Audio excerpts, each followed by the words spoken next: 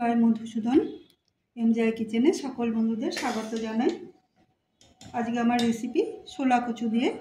আসুন ভিডিওটা শুরু করি। নুন হলুদ মাখানো কচু আমি ভাপে দিয়ে নেব।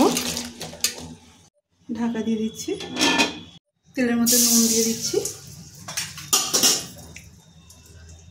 হলুদ, তার সঙ্গে সঙ্গে আলু দিয়ে আলুগুলো ভেজে নেব। আলু ভাজা হয়ে গেছে, আমি তুলে নিচ্ছি। ওই তেলেই দিয়ে দিচ্ছি কালো জিরে ফোড়ন, সাথে কিছু রসুন, আর দিয়ে দিচ্ছি একটা গোটা টমেটো, সাথে দিয়ে দিচ্ছি একটা দারচিনি। সব ভাজা হয়েছে, টমেটো নরম হয়েছে। এবার আমি দিয়ে দিচ্ছি কাঁচা লঙ্কা টমেটো পেস্ট, সাথে দিয়ে দেবো 1 চামচ মতো জিরে আর ধনে গুঁড়ো, আর দিয়ে দেবো 1 চামচ মতো লঙ্কা গুঁড়ো। এগুলো আমি যতক্ষণ তেল না ছাড়বে ততক্ষণ কষাতে থাকবো। চাপা দিয়ে মশলাটা লো ফ্লেমে কষিয়ে নিয়েছি। তেল ছাড়তে শুরু করেছে। এখনই আমি এই যে কচুটা ভাপে দিয়েছিলাম, তারপর ঠান্ডা জলে ধুয়ে নিয়েছি, না হলে একটা গ্যাসলানি বেরোয়। এটা দিয়ে দিলাম। সাথে দিয়ে দিচ্ছি একটু আদা বাটা। এটা আমি ভালো করে মিশিয়ে নেব। চাপা খুলছি। আমি কচুটা হাই ফ্লেমে কষিয়ে নিয়েছি।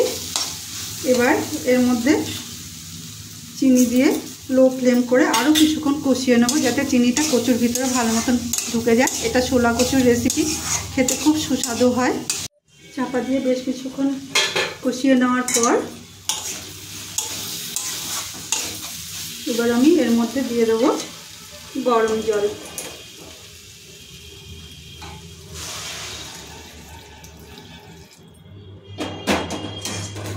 সাথে দিয়ে দেবো ভাজা আলু, আর দিয়ে দেবো সর্ষে আর পোস্ত একটু বেটে রেখেছিলাম 1 চামচ করে, সেটা আমি দিয়ে দিচ্ছি।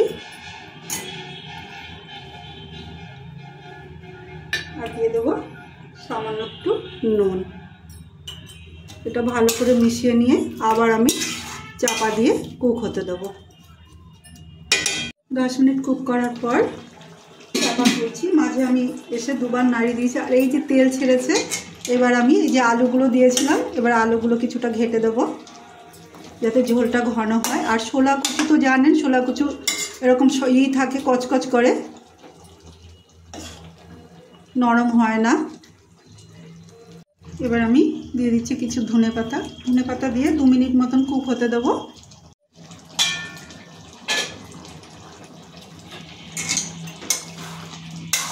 ভালো করে মিশিয়ে নেব। মিশিয়ে নেওয়ার পর আমার তরকারিটা রেডি। আমি এবার শেষে দিয়ে দিচ্ছি লেবুর রস। এটা দিয়ে গ্যাস অফ করে আমি ঢাকা দিয়ে রেখে দেবো। ভিডিওটা ভালো লাগলে লাইক, কমেন্ট, সাবস্ক্রাইব করার অনুরোধ রইল।